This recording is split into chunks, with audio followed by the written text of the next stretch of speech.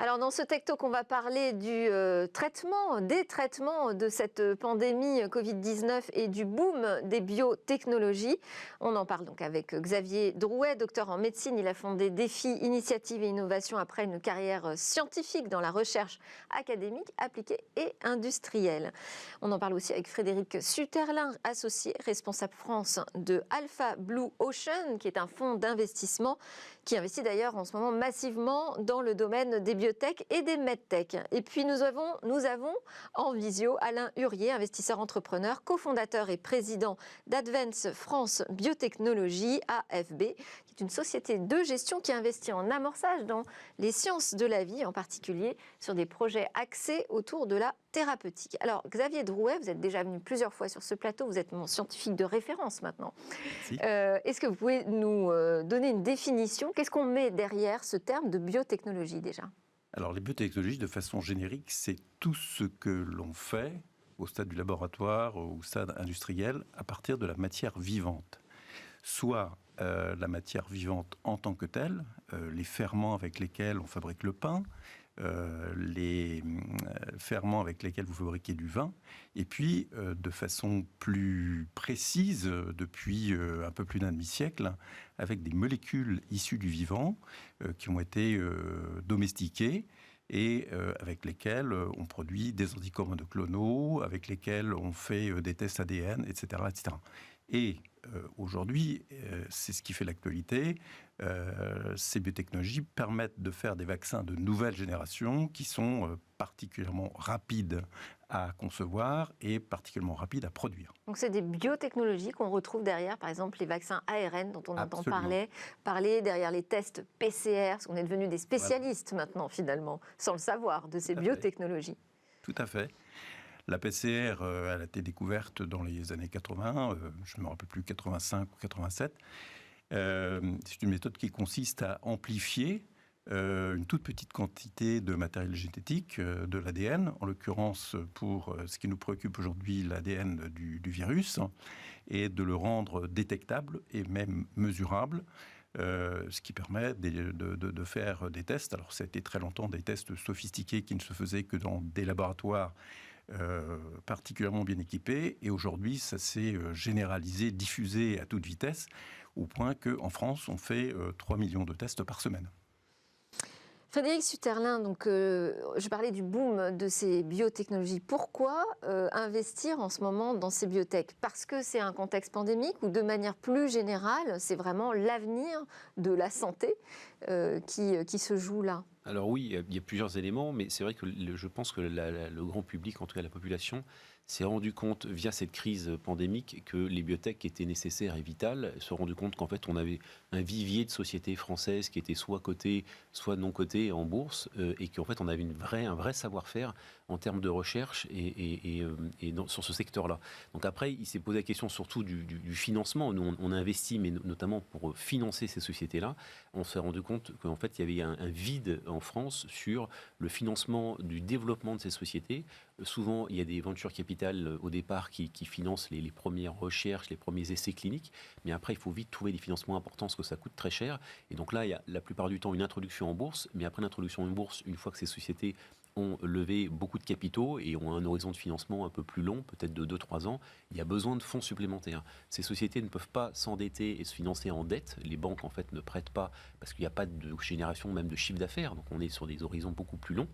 Donc, ils viennent chercher des investisseurs comme nous pour continuer à les financer avec différentes solutions, notamment en renforcement de fonds propres, donc en émettant des actions nouvelles, en renforçant le bilan de la société et pour pouvoir continuer à financer ces phases cliniques et arriver à prouver, alors c'est tout un process extrêmement long de l'EMA, de la FDA pour les États-Unis, avec différentes phases cliniques, 1, 2, 3, et à chaque fois il faut montrer patte blanche, en tout cas montrer que les résultats sont probants et qu'il faut qu'on ait l'autorisation de continuer ces essais.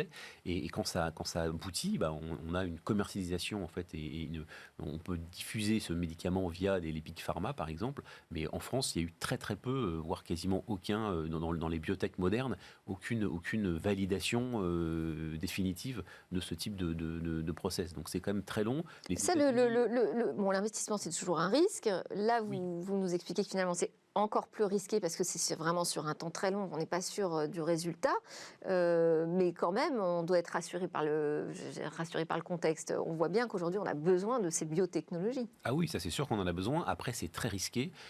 En fait, c'est un travail aussi de confiance. C'est-à-dire que nous, on ne prétend pas, en tant qu'investisseur financier, qu'on maîtrise la totalité des process et la totalité des indications. On aura les de confiance avec ces entrepreneurs qui sont souvent des médecins, des professeurs, qui sont passionnants, qui sont vraiment, voilà, qui sont dévoués à leur société et qui sont vraiment à la recherche de solutions dans des thérapies ou des indications où aujourd'hui il n'y a pas de solution. Donc on s'est rendu compte avec le Covid qu'il y a quelques sociétés qui étaient sur des phases cliniques pour adresser une maladie ou une indication totalement orpheline et qui se sont rendus compte en faisant quelques tests que ça fonctionnait pour aussi soigner le Covid. Donc il y a eu des sociétés, je pense notamment à AB Science, qui s'est dit mais leur masitinib qui est censé traiter plutôt la SLA et le cancer du pancréas, en fait ça a des effets positifs sur le Covid. C'est pas une chance, mais voilà, c'est quelque chose de collatéral qui est très positif pour eux. Il y a eu d'autres sociétés dans ce cas-là.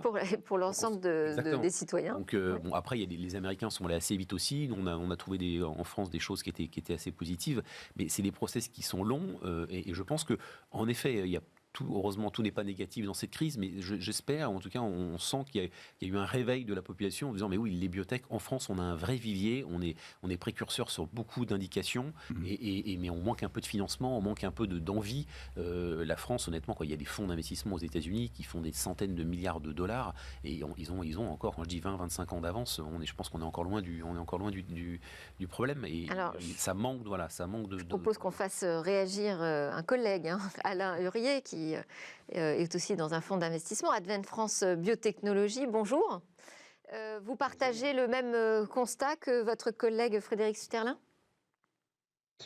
Alors oui, je pense que bon, déjà effectivement la crise sanitaire que nous vivons actuellement a mis en évidence l'intérêt des biotechnologies, y compris auprès du grand public. La France dispose de très beaux atouts dans ce domaine. Nous avons des instituts de recherche extrêmement performants. Nous avons une recherche clinique translationnelle de grande qualité et nous avons des instituts publics comme l'INSERM qui sont, par exemple, l'année dernière, le premier déposant de brevets biotech en Europe. C'est super parce qu'on n'arrête pas de dire qu'effectivement on a une recherche de premier plan en France, mais enfin résultat, on est quand même les derniers à pouvoir sortir un vaccin. Alors, ça, c'est un sujet aussi de priorité qui ont été données par certains groupes pharmaceutiques. Aujourd'hui, le manque de financement dont on parlait à l'instant est réel. C'est aussi pour ça que des structures comme les nôtres se sont installées il y a 5 ans dans le secteur. L'amorçage en France est absolument essentiel. Longtemps, la prise de risque a été difficile pour les entrepreneurs. Heureusement, ça change considérablement depuis une quinzaine d'années. Mais tout ça a contribué à un retard en France dans le secteur. Et je ne parle pas, bien sûr, de toute la chaîne de financement qui voit aussi son aboutissement à travers des marchés cotés où aujourd'hui, ça reste quand même les marchés anglo-saxons, notamment le Nasdaq, qui sont les grands marchés publics de la biotech. Xavier Drouet, on comprend bien qu'il y a peut-être un problème de financement et de dimensionnement de ces entreprises des biotech. En revanche, moi, ce que j'aimerais que vous nous expliquiez, c'est comment on a réussi dans le monde, je ne parle pas de la France malheureusement, mais à créer des vaccins aussi rapidement. Qu'est-ce qui s'est passé dans le secteur des biotech pour qu'on soit capable de le faire en un temps record, qui n'était même pas prédit par les scientifiques au départ de la pandémie ? Alors, nous avons assisté à un phénomène extrêmement rapide. En réalité, si ça a été aussi vite, c'est parce qu'il y avait déjà eu des travaux sur notamment les vaccins à ARN messager depuis une dizaine d'années pour des applications qui n'étaient pas forcément la fabrication de vaccins contre des agents infectieux. On y pensait et on y pense encore pour des traitements innovants pour le cancer. Et quand la crise, la pandémie est arrivée, Les spécialistes de ces domaines ont immédiatement percuté que leur savoir-faire, le caractère générique de leur savoir-faire était applicable à la mise au point d'un vaccin dirigé contre un élément particulier du virus dont on pouvait prédire par l'informatique que le vaccin serait très vraisemblablement efficace. Ce qu'on appelle la bioinformatique ? Alors, la bioinformatique a été associée à du savoir-faire en génétique et en immunologie. L'immunologie, c'est tout ce que l'on sait à propos de la capacité du corps à se défendre contre des agents étrangers. Donc, c'est la conjonction de tout ça. Et oui, on est allé très vite pour réunir des connaissances qui avaient été acquises, des découvertes qui avaient été faites depuis quelques années. Pour certaines d'entre elles, je prends non pas les vaccins, mais le diagnostic, la PCR, qui date de beaucoup plus longtemps. Frédéric Sterrin, comment vous voyez-vous cette accélération des investissements dans les biotech en France ? Est-ce que vous avez l'impression que ça y est, parce qu'on a un boom des biotech, mais est-ce qu'on a un boom des investissements en France dans ce secteur ? Alors, pas encore, malheureusement. Pas encore, oui. Mais on sent quand même qu'il y a un peu de nouveaux acteurs, en tout cas pas un peu de pression des régulateurs, mais un peu d'envie de faire mieux. L'AMF a sorti il n'y a pas très longtemps une directive sur les prospectus pour alléger un peu la pression administrative des sociétés qui voulaient notamment se financer en capital sur les marchés. Moi, je suis vraiment spécialisé sur les marchés, sur les sociétés cotées. Mais en fait, l'univers des biotech non cotées est infiniment plus grand. En fait, il y a beaucoup de sociétés qui essayent de lancer des nouvelles phases cliniques, de lancer des nouveaux projets. Nous, on arrive quand le projet est quand même déjà un peu plus finalisé, qu'il y a eu une introduction en bourse et qu'on sait où on va, même si on ne sait pas si on va y arriver. Mais on essaye tous d'aller vers l'objectif de ces sociétés-là en les finançant. Là, on sent que voilà, il y a plus d'envie, il y a plus de dossiers. La crise l'année dernière quand même nous a pas ralenti, mais en fait on a sous-estimé la puissance de l'État, notamment via la perfusion de l'économie, via les PGE en particulier. Donc en fait il y a beaucoup de sociétés qui ont poussé nos clients à utiliser ces prêts garantis par l'État, même s'ils n'en avaient pas forcément besoin dans l'immédiat, mais au moins elles ont sécurisé quand même un peu plus de cash, ce qui était pour la plupart extrêmement innovant parce que personne ne s'était endetté financièrement, donc contracté de la dette financière par n'importe quel artifice, mais en tout cas celui-là a été le premier pour la plupart d'entre elles, sauf que maintenant il va falloir commencer à les rembourser parce que les conditions de ces PGE vont aller en s'augmentant au fur et à mesure des années. Je pense qu'à la fin de l'année ça va déjà les taux de base, les taux d'intérêt vont commencer à augmenter et donc pour elles supporter une charge financière ça va être compliqué, donc on va trouver des solutions qui soit pour se substituer au PGE et pour pas qu'il y ait de problème de remboursement et de ce qu'on appelle de mur de dette, soit pour les financer autrement et elles utiliseront sûrement une partie de nos financements pour rembourser ces PGE avant leur maturité. Donc donc je pense que l'activité vraiment du financement autre qu'étatique va vraiment décoller cette année ou l'année prochaine. Là, le 2020 en fait a été assez spécial. On s'est dit mais là il va falloir financer une grande partie de ces sociétés-là. En fait, l'État nous a aidé plus que de raison, en tout cas plus qu'on l'imaginait et ça a bien fonctionné, quoi. Alors oui, je vous faisais référence en préparant cette émission à une étude de Carista qui disait que la France était le pays d'Europe occidentale qui comptait le plus de fonds d'investissement dans l'e-santé. C'est-à-dire que nous, on est plutôt spécialisé dans les medtech que dans les biotech, c'est ça ? Alors la medtech en fait est plus compréhensible du grand public parce qu'on est sur des choses matérielles, on est sur des machines de radio du corps en rayon X ou en IRM, on est sur des choses qui sont palpables pour les gens en fait le commun des mortels entre guillemets. Après l'e-santé, on a aussi la chance en France d'avoir énormément d'écoles d'ingénieurs, donc on est assez calé en informatique. Vous receviez tout à l'heure là quelqu'un de Station F, c'est quand même un vivier aussi de ce genre de technologie et de sciences. Donc en fait la combinaison des deux fait qu'on est fort de facto. Après l'e-santé c'est vraiment l'informatique dédiée à la santé. Donc il y a maintenant il y a des sociétés qui créent des logiciels pour gérer l'insuline dans le cadre des diabètes. Donc il y a toute cette combinaison en fait de sciences informatiques et de médecine en fait se fait très bien et se combine extrêmement bien en France. Oui. Et ça on maîtrise mieux. C'est plus compréhensible en tout cas. Alain Hurier, comment vous voyez l'activité sur l'amorçage dans les biotechnologies ? Est-ce qu'il s'est passé des choses intéressantes cette année ? Alors, il se passe beaucoup de choses dans ce secteur. Frédéric parlait à l'instant de l'univers du non-coté. Nous avons vu sur ces 4 dernières années pratiquement 1000 dossiers. Donc, on voit beaucoup d'innovations, de rupture. Bien entendu, on ne peut pas tout financer.